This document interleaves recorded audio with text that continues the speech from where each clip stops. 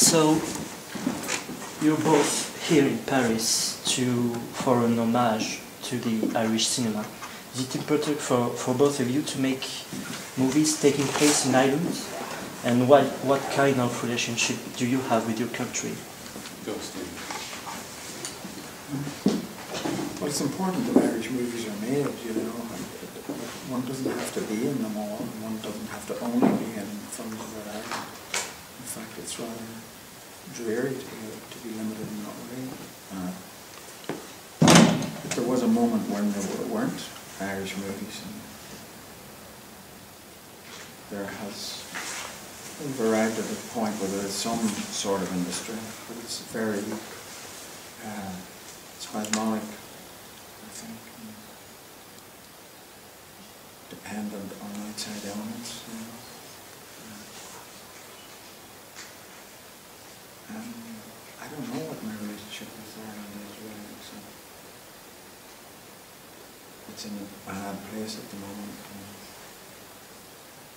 I suppose there was a moment like Louis McNeice, the poet, used to say that, you know, Ireland was a small enough country that you could have an influence, but I don't feel you can anymore. It seems to have gone. And you? Me? Yeah. Sorry, the question What is, kind of relationship do you have with Ireland? well, I've lived there for on and off, you know. I lived in America for a period, I lived in London for a period, but I mainly lived in Ireland. It's because I've got 5 children. I've got 3 grandchildren now. And at a certain point it was very important to me to make films about Ireland because there seemed to be issues. I grew up in 1950 and 1969, from 1969 to late 80s. You know, it was a country unlike the rest of the countries in Europe because there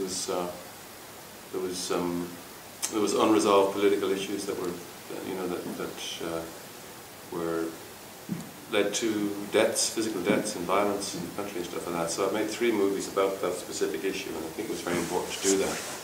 You know, but the movie they're showing tonight, The Butcher Boy, I think is it's based on a novel by Patrick McCabe, and to me that was a very important film to make because it expressed exactly the novel expressed. The reason I wanted to make it into a movie was because the novel was about the lack of any sense of realistic explanations for the world in a small town in Ireland in the 50s, you know, and the novel, in the central character, saw the world through various lurid fantasies, you know, some of them from comic strips, some of them from religion, some of them from his imagination, and he lived in this world where the dividing line between fantasy and reality was almost non-existent, you know, and that's my memory of growing up in Ireland, actually. And it was important for me to make that movie, but it was a movie about a specific time and a specific place. Yeah. So, talking about Ireland, you've told an historical story with Michael Collins and something more mythological with Undine.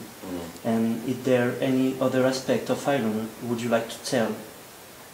Or maybe other parts of the country? Yeah, there are. I mean, I would like to. I mean, Undine was a lovely movie, but nobody went to see it. I love it.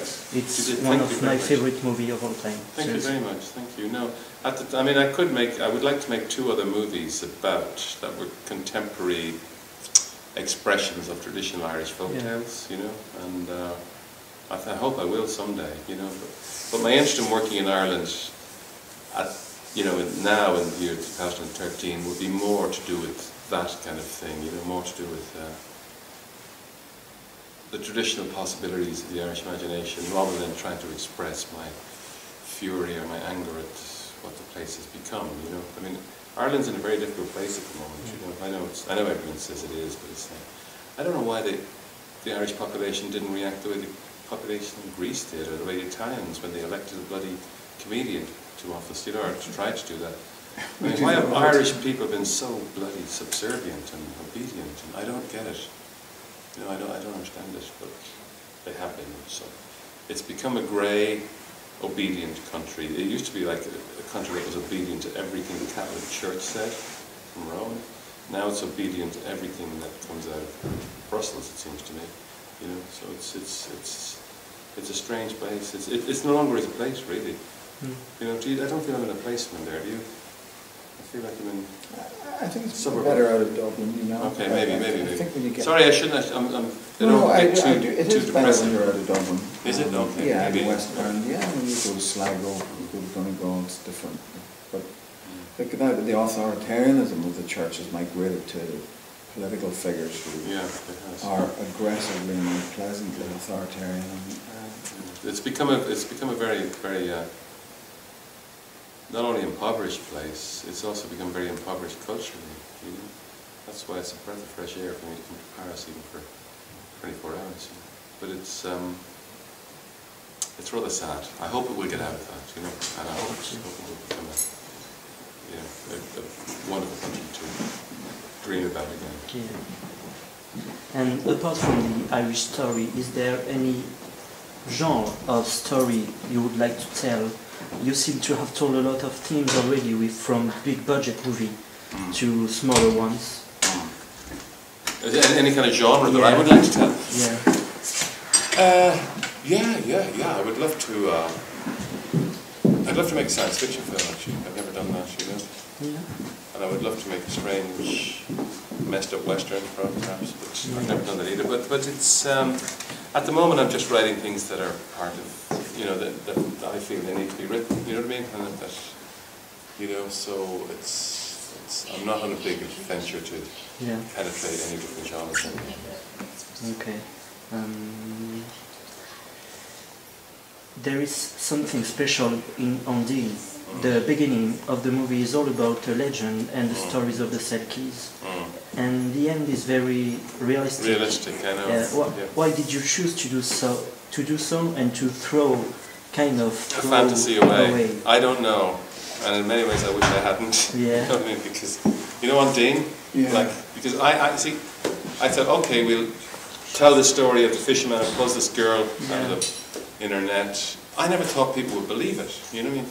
But when I finished the movie, they believed every moment of it, and the only thing they didn't believe is when I said, "Hang on, she's not a mermaid." You know, then they got furious with the movie. At the end, I still believe she's a Selkie. You do, sure. Yeah. You see, I should have taken. Yeah. Sweet. No, but a lot of people did actually. The guy who did the music from Sigur Rós. Yeah. The story seems more sweet. I know. And I think that's why the film didn't get a big audience, because it gave people a possibility of fantasy and then it took it away from them. But you know, my intention wasn't. Something. No. Yeah, they're opening your wine. I told them not to. My intention was to situate the fairy tale in the real world. Yeah. Do you understand?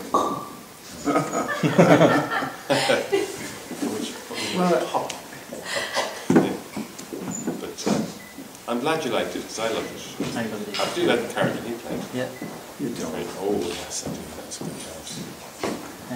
And Interview with a Vampire, which was one of your most popular movies, is now 19 years old. And what memories do you keep from that time? Both of you. Me? You? Yeah. Yeah. We shot a lot of that in Paris. Yeah. So we had a great. I remember that. I danced around the Pont Neuf. Yeah. We built the little Pont Neuf so we could dance around it. We built it on a.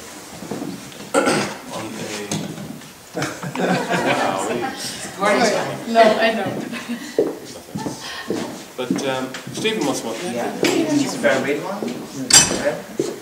But no, Interview with the Vampire was what I remember about it mostly was that it was because I had just made The Crying Game, which as an independent movie was a big success, and Warner Brothers asked me to make Interview with the Vampire, and I said, look, I will make it if I can make it as an independent film, you know, if I can have all the freedom I had in my last film.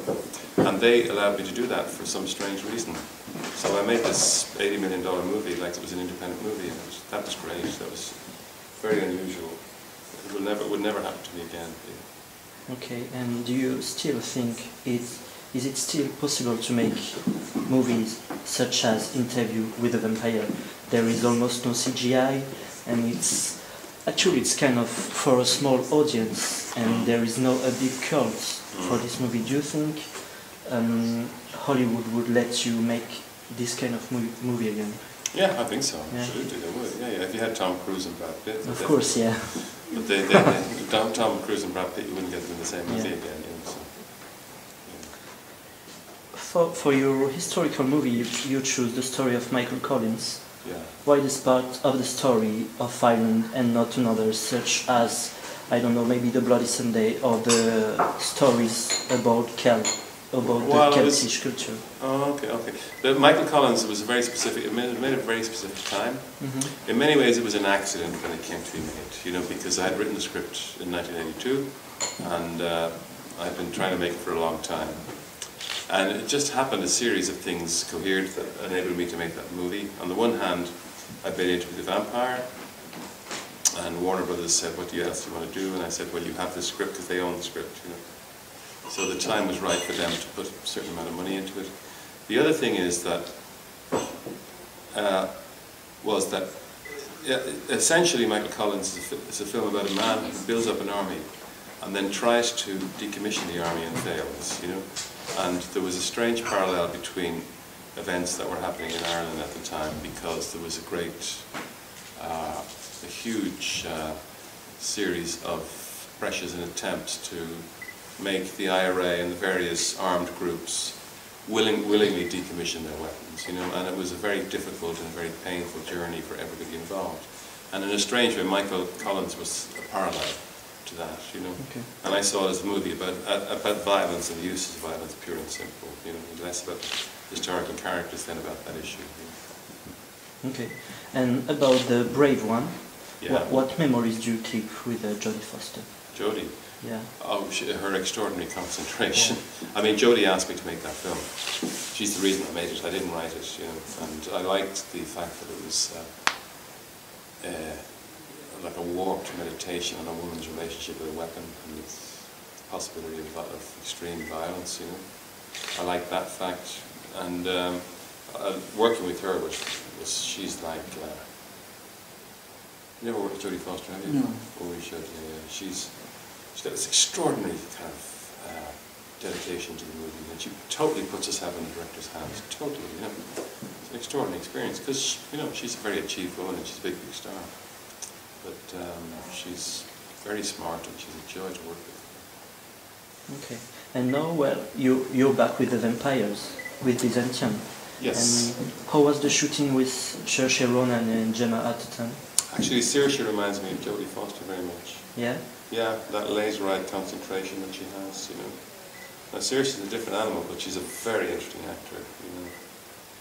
And I've never worked with, I mean, essentially she was, when I worked with her, I think she was just 17. I don't think I've ever worked with anybody so young who was so achieved. You know, have you met Saoirse? Yeah, yeah. She's eerie, you know. People say to me she's a natural, I'd say, no, this is totally unnatural. She can do it, you know. But she's very good. So you're not in the movie in Byzantium? No? Not, okay. They wouldn't let him. He wasn't free, he was busy. No, there's nothing for me to do in it, is there? So, well, you're in a lot of his movie. What could you tell us about each other?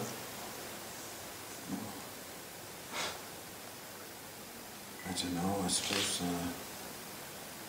well, you know, when Neil made his first film, I didn't believe it was possible for there to be an Irish movie, and I certainly didn't think there would be an Irish movie that I could play the lead in.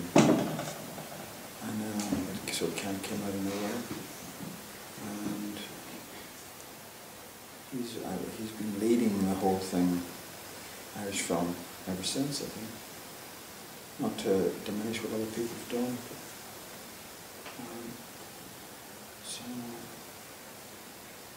I've said these things endlessly, but you know, it's incredible sense of narrative, incredible visual sense, and an ability to make conscious interventions into situations that occur. Pardon? About Stephen. Well, look at the character that Stephen plays in Undine, yeah? That priest. Okay, now it's, not a very glamorous figure, but a very interesting character, yeah. And he's a guy who you feel he's in this church and nobody actually even goes to see him in this confessional, you know. And I could not think of an actor who could have made that, who could deliver that character and expanded on it in the way he did, and given it wit and humour and a certain rather melancholy sadness, you know, which reflects what has happened to the church and the country, I suppose, in a way. Then Stephen Rea, and that's the kind of actor he's unique in that way. I can write things for Stephen that nobody else could do, nobody else could play, you know. Okay. That's what I would say. So, if I'm correct, you started as a second assistant director on Excalibur with John Bowman. No, I was not assistant director. No. I wrote the last draft of the script with him.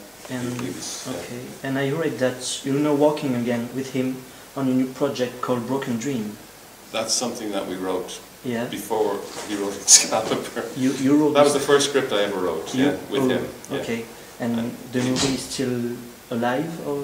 He's trying to make. He's been trying to make it ever since. I think he's still trying to make it. Yeah. Very difficult thing. It's about a magician who makes the whole world disappear.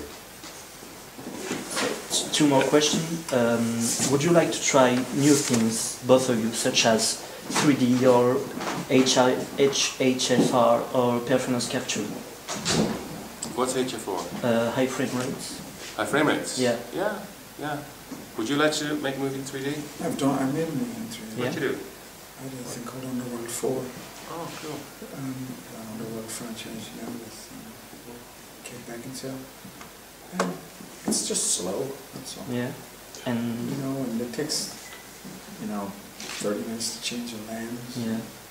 And part of the language that we're used to goes like you don't shoot over the shoulder because the shoulder assumes too much importance. So you're shooting clean all the time. But I don't know, maybe it's not. I hate 3D. Yeah. I know, I love it. It's not even, it's the 35mm film, was a perfect, just before film stock became almost redundant, was a perfect, beautiful representation of what the eye sees of reality.